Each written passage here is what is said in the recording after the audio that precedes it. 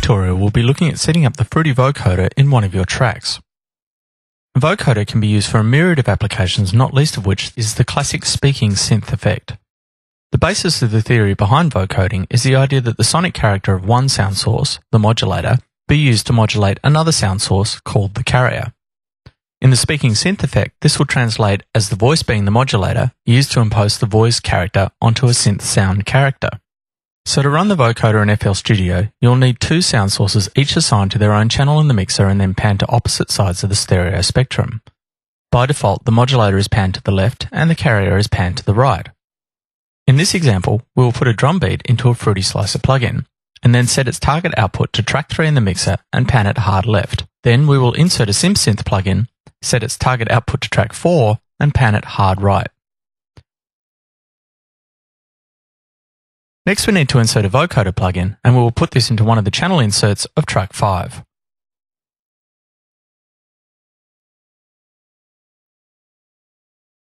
To route the audio from our two sources into the vocoder, we need to set the output of tracks 3 and 4 to track 5. To make this easier to do, I'll right-click on the track name of track 5 and change it to vocoder. Now I can assign the output of tracks 3 and 4 to the vocoder track. If I press play, we won't hear anything, but I will select the synth in the step sequencer so that it can receive MIDI input and trigger some notes from my MIDI keyboard. Now we can hear the synth sound being vocoded by the drum beat, and it sounds like a very tonal drum beat. Now we can start playing with the various parameters in the Fruity vocoder plugin window. By default, the plugin sets the vocoder to 16 bands. This is a good setting to provide medium clarity. By clicking on the number of bands selector, you can increase or decrease the number of bands.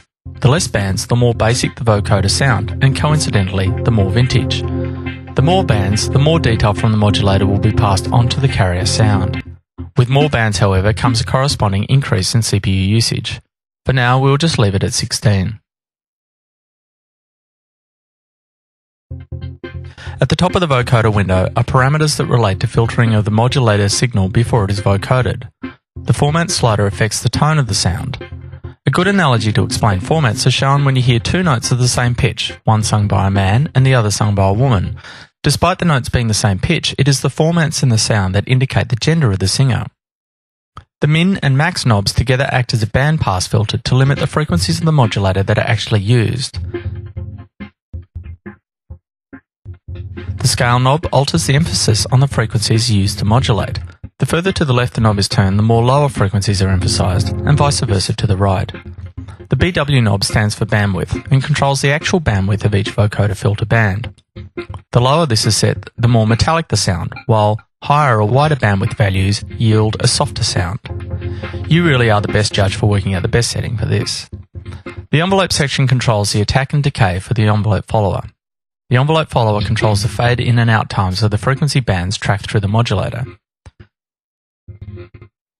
The mix section allows you to mix in various levels of modulator and carrier signals along with a wet vocoded sound. You can also flip which source is a modulator or carrier by clicking between the R and L. The LEDs above each signal name allow you to solo the sound from either of the signal sources or the output. The vocoder band display gives you extensive control over your sound as well. Each band has its own volume control, which you change by clicking on the illuminated bar in each band column. When you do this, the bar will change to a yellow color, indicating that you can drag to change multiple band volumes by painting with a mouse. You can also change the slope on the filter used for each band by selecting 1, 2, or 3 at the bottom of the display. Clicking on the Hold button will hold the shape of the current modulated frequency and apply that to all notes played on the carrier. This is very useful if you apply some automation to the hold function in your FLStudio project.